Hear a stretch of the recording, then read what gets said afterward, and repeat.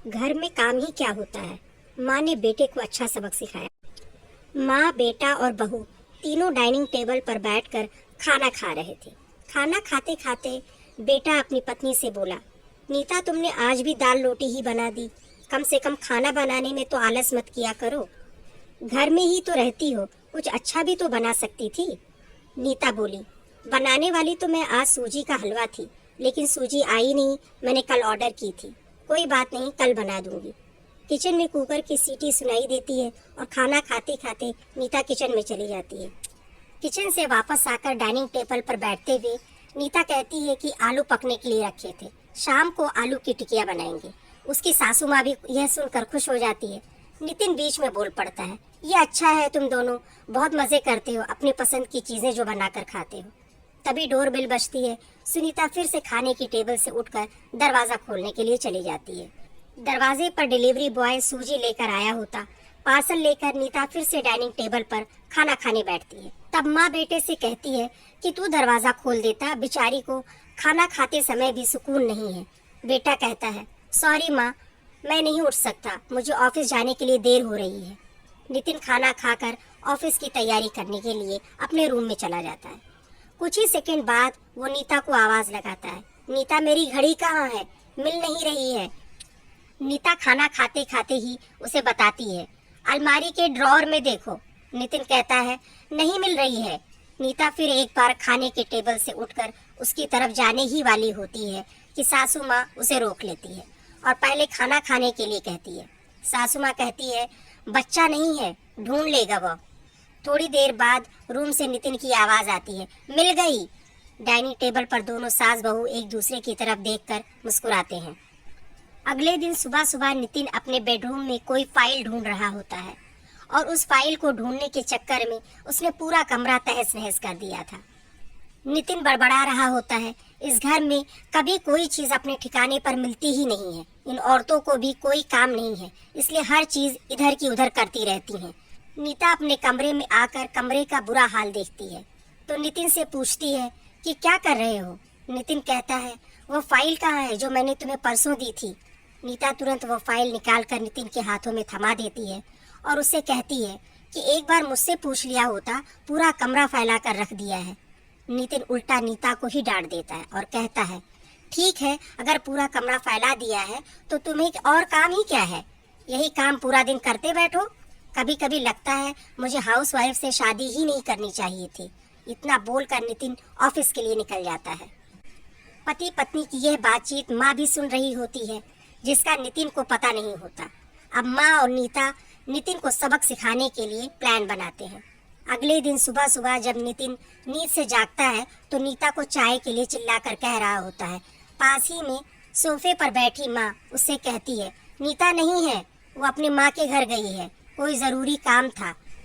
Nitin phone निकालकर नीता को call करने लगता है। तब माँ उसे रोकते हुए कहती है, फोन मत कर, माँ के घर ही तो गई है, आ जाएगी 2-3 दिन में। नितिन फोन रख देता है और माँ से कह रहा होता है कि माँ चाय।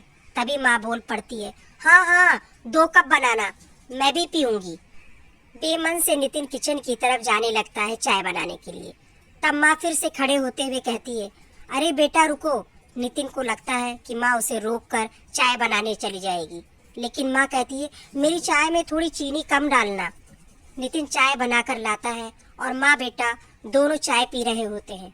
तब माँ बोलती है, अच्छी बनाई है, लेकिन नीता जो चाय बनाती है उसमें तुलसी की कुछ पत्तियाँ डाल देती है, उसका स्वाद ही अलग आता है। बेटा कोई नहीं, अगली बार जब तू चाय बनाएगा तो ध्यान रखना। नितिन माँ की तरफ देखते ही रह जाता है। थोड़ी देर बाद नितिन माँ से कहता है, माँ आज खाने में मटर पनीर। माँ फिर से नितिन की बात काटते हुए कहती है, अरे वाह, आज मेरा बेटा मुझे मटर पनीर बनाकर खिलाएगा। अच्छा है, काफी दिनों से मटर पनीर खाने की इच्छा हो रही थी। नितिन कहता है, अरे माँ, मैं तुम्हें मटर पनीर बनाने के लिए कह रहा था। माँ कहती है, नहीं बेटा, मेरे घुटनों में बहुत दर्द रहता है, मैं इतने घंटों तक किचन में नहीं खड़े रह सकती। नितिन अपना फोन निकालकर रेस्टोरेंट से ऑर्डर करने लगता है। तब माँ उसे रोकते हुए कहती है, इस उम्र में मेरा पाचन अच्छा नहीं रहता बेटा, मुझे गैस हो जाती है और तुम मुझे बाहर का खाना खिलाना चाहते हो। तू तो अपनी माँ से प्यार ही नहीं करता। नितिन ना चाहते हुए भी घर का खाना बनाने के लिए किचन में चला जाता है। 1 घंटे बाद खाना बन के तैयार हो जाता है। नितिन 2 थाली में खाना परोसकर माँ के पास आता है। माँ देखती है कि नितिन ने दाल रोटी बनाई है। माँ नितिन से कहती है, अरे बेटा, तू तो मटर पनीर बनाने वाला था ना? नितिन कहता है, माँ ये आसान था बनाने के लिए। माँ कहती है, नीता होती तो मुझे आज मटर पनीर बनाकर ही खिलाती। चलो कोई बात नहीं, मैं कहाँ हर दिन मटर पनीर खाती हूँ, आज भी दाल रोटी ही खा लूँगी। आप बैठ साथ में मिलकर खाते हैं। दोनों बैठकर खाना खाने लगते हैं।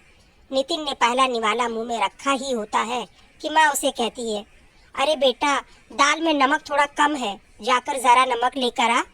नितिन खाते खाते उठता है और किचन से जाकर नमक लाकर माँ को देता है। फिर अपना खाना खाने बैठता है। बीच में ही माँ खांसने लगती है और नितिन से कहती है, अरे बेटा, खाना गले में अटक गया है, थोड़ा पानी लेकर आ।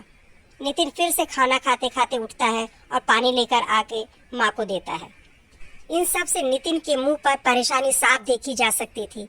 नितिन को अब महसूस भी हो रहा था कि जैसा बर्ताव वो नीता के साथ करता है उसे कितना बुरा लगता होगा। हालांकि नीता के मुंह पर कभी उसने शिकन नहीं देखी थी। माँ यही नहीं रुकती। खाना खा के हो जाने पर माँ ने नितिन को थालियाँ धोने के लिए भी कहा। फिर माँ अपने बेड पर आराम करने लगती है। तब नितिन को चादर उठाने के लिए कहती है। उसके बाद जब नितिन रूम से जा रहा होता है तब उसे रोककर एसी कम करने के लिए कहती है। इन सब कामों से अब परेशान हो जाता है, लेकिन कुछ बोल नहीं पाता। अगले दिन सवेरे सवेरे नितिन खाना बनाने के लिए सब्जियां काट रहा होता है, लेकिन उसका ध्यान सब्जियों पर नहीं होता। वह नीता के बारे में सोच रहा होता है और पछतावा कर रहा होता है कि वो कितना गलत था कि हाउसवाइफ का काम आसान होता है। तभी बेख्याली में उसकी उंगली कट जाती है, उससे खून बहने लगता है और वो बेसिन में अपनी उंगली धोने के लिए चला जाता है। तभी नीता उसके पास आकर उसके हाथों में पट्टी बांधने लगती है। यानी कि नीता कभी माँ के घर गई ही नहीं थी। यह तो सास बहू के प्लान का हिस्सा था, जिससे वह नितिन से छुपकर उसी घर में रह रही थी। नितिन नीता को देखकर काफी खुश हो जाता है। नीता से कहता है, घर का काम हम दोनों मिलकर किया करेंगे। नीता पूछती है, ऐसा क्यों? नितिन कहता है कि मैं घर का काम सीख जाऊंगा और घर अगर हम दोनों का है तो घर का काम भी हम दोनों का ही होना चाहिए। वीडियो को अंत तक देखने के लिए बहुत बहुत धन्यवाद। अगर कहानी पसंद आई हो तो प्लीज़ लाइक करिएगा, मेरे चैनल को सब्सक्राइब करिएगा और कमेंट करके ज़रूर बताइएगा कि कैसी लगी आपको कहानी।